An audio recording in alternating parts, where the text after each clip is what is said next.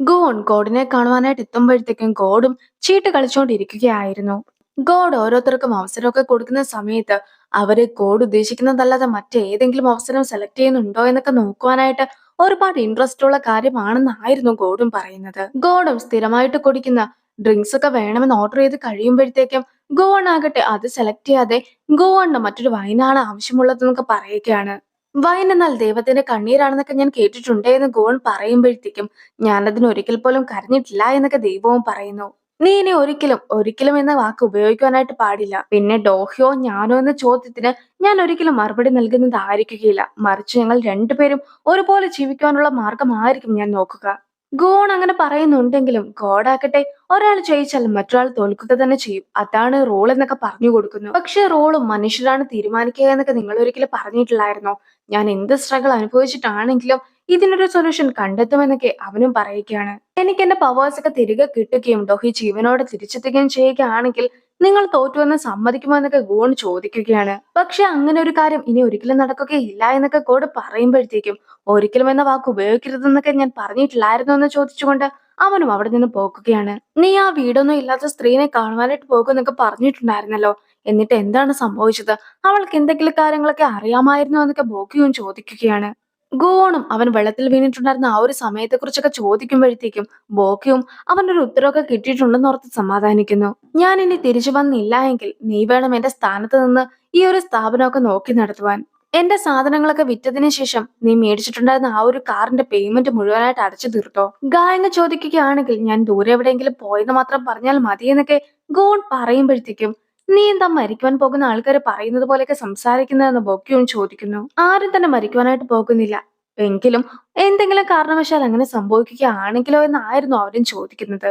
ഡോഹിയും ഗുവോണിനെ അന്വേഷിച്ച് പല റൂമുകളിലൂടെയൊക്കെ കയറിയിറങ്ങി നടക്കുന്നുണ്ടെങ്കിലും ഏറ്റവും ഒടുവിലായിട്ട് ബാൽക്കണിയിലൊക്കെ എത്തുമ്പോഴത്തേക്കും ആയിരുന്നു അവനെ കണ്ടിട്ടുണ്ടായിരുന്നത്.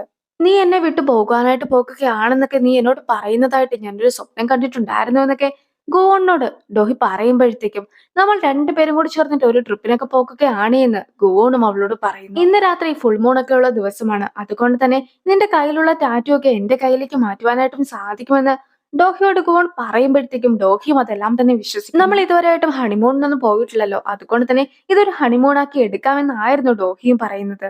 ഇന്നാണ് നോയിനെ ചെയർമാൻ ആക്കുവാനായിട്ട് പോകുന്നത്. അടുത്ത ചെയർപേഴ്സന്റെ ക്ലോസ് ആയിട്ടുള്ള ആളെന്ന സ്ഥാനമാണ് നമുക്ക് അതുവഴി നഷ്ടമായിട്ടുള്ളത്. മെറേ ഗ്രൂപ്പിന്റെ എക്സിക്യൂട്ടീവ് ആകാമെന്നൊക്കെ ഞാൻ വിചാരിച്ചതായിരുന്നു എന്നൊക്കെ സീനിയർ പറയുമ്പോഴത്തേക്കും അഥവാ ഡോഹി ചെറുപ്പമൺ ആക്കുകയായിരുന്നെങ്കിൽ പോലും അവൾ ഒരിക്കലും നിങ്ങളെ എക്സിക്യൂട്ടീവ് അംഗമാക്കുകയില്ലായിരുന്നു എന്നൊക്കെ ജൂനിയറും കളിയാക്കിക്കൊണ്ട് പറയുന്നുണ്ട്. ഡോഹിയും സെക്രട്ടറിയും ഓഫീസിൽ വെച്ച് കണ്ടുമുട്ടിയിട്ട് പോകുവാനായിട്ട് തുടങ്ങുമ്പോഴത്തേക്കും ആയിരുന്നു അവർ ഒന്നിച്ച് മദ്യപിച്ചതിനെ കുറിച്ചൊക്കെ അവരും ഓർക്കുന്നത്.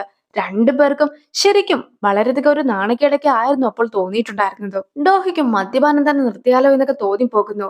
ഇനി സെക്രട്ടറിയും ഒരു റൂമിന്റെ അകത്ത് കയറിയിട്ട് പെട്ടെന്ന് തന്നെ നിലവിളിക്കുന്നുണ്ട്. ആ ഒരു സമയത്ത് അവിടേക്ക് എത്തിയിട്ടുണ്ടായിരുന്ന സ്റ്റാഫ്സും ആ നിലവിളിക്കുന്ന ശബ്ദമൊക്കെ കേട്ട് പേടിച്ചു പോകുന്നു. അകത്ത് ഒരു എലിയൊക്കെ ഉണ്ടായിരുന്നു എന്നാണ് സെക്രട്ടറിയും വെളിയിൽ നിൽക്കുന്ന സ്റ്റാഫ്സിനോട് പറയുന്നത്. അവരും അകത്തുള്ള എലീനൊക്കെ കൊല്ലുവാനായിട്ട് ഡോർ തുറക്കുന്നു. സുവാനും ഇപ്പോൾ ഒരു ക്ലിനിക്കിലൊക്കെ എത്തിച്ചേർന്നിട്ടുണ്ട്. ഡോഹിയും സുവാൻ കൊടുത്തിട്ടുണ്ടായിരുന്ന എഗ്രിമെന്റിലൊക്കെ സൈൻ ചെയ്തിട്ടുണ്ടെന്നുള്ള കാര്യവും ഇപ്പോൾ അവൾ അറിയിക്കുകയാണ്.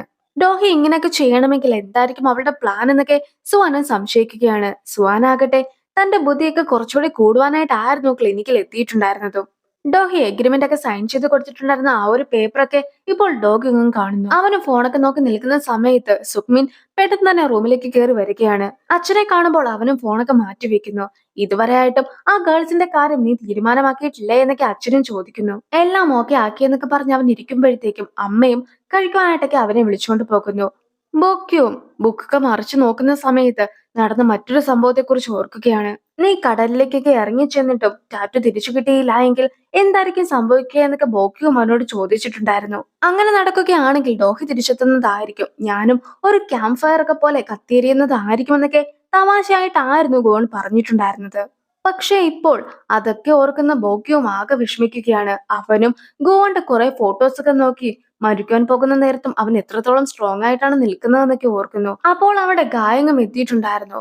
എന്താണ് നിന്റെ മനസ്സിലുള്ളതെന്നൊക്കെ ഗായങ്ങും കയ്യിലുണ്ടായിരുന്ന വാള് ചൂണ്ടി ബോക്യുവിനോട് ചോദിക്കുന്നു. എന്റെ പെർഫോമൻസ് ഒക്കെ കാണുവാനായിട്ട് ഗോവൻ എത്തുമോ എന്നൊക്കെ ഗായങ്ങ് ചോദിക്കുമ്പോഴത്തേക്കും അവൻ ഉറപ്പായിട്ടും എത്തുമെന്നൊക്കെ ബോക്യു പറയുന്നുണ്ടെങ്കിലും പിന്നീട് ബോക്യുവിന്റെ കണ്ണുകളൊക്കെ നിറഞ്ഞൊഴുകുന്നു. അങ്ങനെ ഇരിക്കെ അവനും ഗായകനോട് സത്യങ്ങളൊക്കെ തുറന്നു പറയേണ്ടതായിട്ട് വരുന്നു. അവളും ഒരു മറുപടിയും പറയാതെ പെട്ടെന്ന് തന്നെ അവിടെ നിന്ന് ഇറങ്ങിപ്പോക്കുകയാണ്.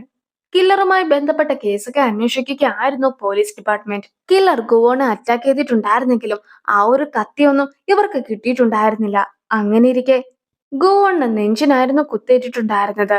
ഇനി ഈ കില്ലറിന്റെ കാര്യമാകട്ടെ, അവന്റെ ശരീരം കത്തിക്കരിഞ്ഞതിന് ശേഷം ആയിരുന്നു അവന്റെ നെഞ്ചിലൊക്കെ കുത്തേറ്റിട്ടുണ്ടായിരുന്നത്. ഇതൊരിക്കലും ഒരു കോയിൻസിഡൻസ് ആണെന്ന് ഞാൻ കരുതുന്നില്ല എന്നൊക്കെ പോലീസ് പറയുമ്പോഴത്തേക്കും അതൊരിക്കലും കോയിൻസിഡൻസ് ആയിരുന്നില്ല എന്നൊക്കെ ഗുവോണും വന്ന് പറയുകയാണ്. എന്നെ കുത്തിയ അതേ കത്തിയൊക്കെ ആയിരുന്നു ആ ഡെഡ് ബോഡിയിലും ഉണ്ടായിരുന്നത്. അവനെ കൊല്ലുവാൻ കാരണമുള്ളത് എനിക്കാണ്. പക്ഷേ ഞാനായിരുന്നില്ല അവനെ കൊന്നിട്ടുണ്ടായിരുന്നത്. അന്നത്തെ ദിവസം ഡോഹിയുടെ ഒപ്പം വീട്ടിലായിരുന്നു ഞാൻ ഉണ്ടായിരുന്നതെന്നൊക്കെ ഗുവോൺ പറയുമ്പോഴത്തേക്കും നിന്നെ ഒരിക്കലും ഞങ്ങൾ സംശയിച്ചിട്ടില്ല എന്നായിരുന്നു പോലീസും അതിന് മറുപടി പറയുന്നത്. അവന്റെ ബോഡിയിൽ ആ ഒരു കത്തിയൊക്കെ വെച്ചിട്ടുണ്ടായിരുന്നത് എനിക്കുള്ള ഒരു വാർണിംഗ് ആയിട്ടാണ് ഞാൻ കരുതുന്നത്. പക്ഷെ ആ ഒരു വാർണിംഗ് എനിക്കല്ലാതെ ഡോഹയ്ക്കെതിരായിട്ട് വരികയാണെങ്കിൽ അവൾ വീണ്ടും അപകടത്തിലാകുന്നതായിരിക്കും. അതുകൊണ്ട് തന്നെ നിങ്ങൾ അവളെ ഒന്ന് സേഫാക്കി വെക്കാമോ എന്നൊക്കെ ഗുവോണ് പോലീസിനോട് ചോദിക്കുന്നു.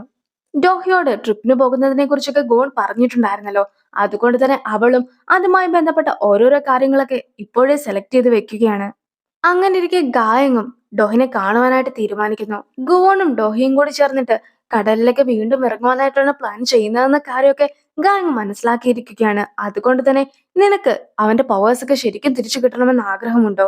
ഇന്നത്തെ ദിവസം നിങ്ങൾ അങ്ങനെ കടലിൽ ഇറങ്ങിയതിനു ശേഷവും അവന്റെ പവേഴ്സ് ഒക്കെ തിരിച്ചു കിട്ടിയില്ല എങ്കിലോ എന്നൊക്കെ ഗായങ്ങും അവളോട് ചോദിക്കുന്നു. എന്താണ് ഗായങ്ങ് പറയുന്നതെന്ന കാര്യമൊന്നും ഡോഹിക്ക് മനസ്സിലായിട്ടുണ്ടായിരുന്നില്ല. ഗുവോൺ നിന്നെ രക്ഷിക്കുവാൻ വേണ്ടി സ്വയം മരിക്കുവാനായിട്ട് തീരുമാനിച്ചിരിക്കുകയാണ്.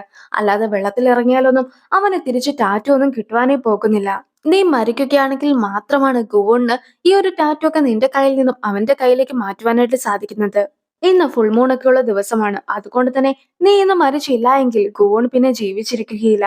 അവൻ കത്തി നശിക്കുന്നതായിരിക്കും. നിന്നോട് ഞാൻ യാചിക്കുകയാണ്, നീ മരിച്ചതിന് ശേഷം ഗുവോണിനെ രക്ഷിക്കുവാനായിട്ട് പറഞ്ഞിട്ട് അവളും ഡോഹിയുടെ കയ്യിൽ വിഷമൊക്കെ നൽകുന്നു. അപ്പോൾ അവിടേക്ക് എത്തിയിട്ടുണ്ടായിരുന്ന ഗുവോണിന്റെ അടുത്ത് ഇവള് പറഞ്ഞ കാര്യങ്ങളൊക്കെ സത്യമാണോ എന്ന് ഡോഹിയും ചോദിക്കുകയാണ്. അവൾ പറയുന്ന ഒരു കാര്യങ്ങളും നീ കേൾക്കുവാനേ പാടില്ല എന്നൊക്കെ പറഞ്ഞിട്ട് ഗുവോണും ഡോഹിനെ വിളിച്ചുകൊണ്ട് പോകുവാനായിട്ടൊക്കെ നോക്കുന്നുണ്ടെങ്കിൽ പോലും അവൾ പറഞ്ഞ കാര്യങ്ങളൊക്കെ സത്യമാണോ എന്ന് ഡോഹി വീണ്ടും ഗുവോണിന്റെ അടുത്ത് ചോദിക്കുന്നു. നീ മരിക്കുന്നത് മാത്രമാണ് ഗുവോണിന് വേണ്ടി നിനക്ക് ചെയ്യുവാൻ സാധിക്കുന്ന ഏക കാര്യം എന്നൊക്കെ ഗായങ്ങ് പറയുമ്പോഴത്തേക്കും നീയും നിന്റെ അതിർത്തിയൊക്കെ കടക്കുന്നു എന്ന് ഗുവോണും അവളോട് പറയുന്നു. ഡോഹിക്ക് എന്തൊക്കെ കാര്യങ്ങളാണ് നടക്കുന്നതെന്ന് മനസ്സിലാക്കുവാനായിട്ട് സാധിക്കുന്നുണ്ടായിരുന്നില്ല. അങ്ങനെ ഡോഹിയും എനിക്ക് ആലോചിക്കുവാൻ കുറച്ച് സമയമൊക്കെ വേണമെന്ന് പറഞ്ഞു പോകുകയാണ്. ഞാൻ നിന്റെ നല്ലതിനു വേണ്ടി മാത്രമായിരുന്നു ഡോഹിയുടെ അടുത്ത് സംസാരിച്ചിട്ടുണ്ടായിരുന്നതെന്നൊക്കെ ഗായങ്ങ് പറയുന്നുണ്ടെങ്കിൽ പോലും നീ ഇതുപോലെ എന്തൊക്കെ ചെയ്തിട്ടുണ്ടെങ്കിലും എന്റെ ലൈഫിൽ നിനക്ക് ഒരു സ്ഥാനവും ഉണ്ടായിരിക്കുകയില്ല എന്നാണ് ഗായങ്ങിന്റെ അടുത്ത് അവൻ പറയുന്നതും. ഗോവൺ എത്തുന്നതിന് മുമ്പായിട്ട് തന്നെ ഡോഹയും കാറും എടുത്ത് അവിടെ നിന്ന് പുറപ്പെട്ടിട്ടുണ്ടായിരുന്നു. ആ ഒരു സീനോട് കൂടി ഈ ഒരു വീഡിയോ അവസാനിപ്പിക്കുകയാണ്. അടുത്തൊരു വീഡിയോ ആയിട്ട് ഇത്രയും വേഗം കാണാം. ബൈ.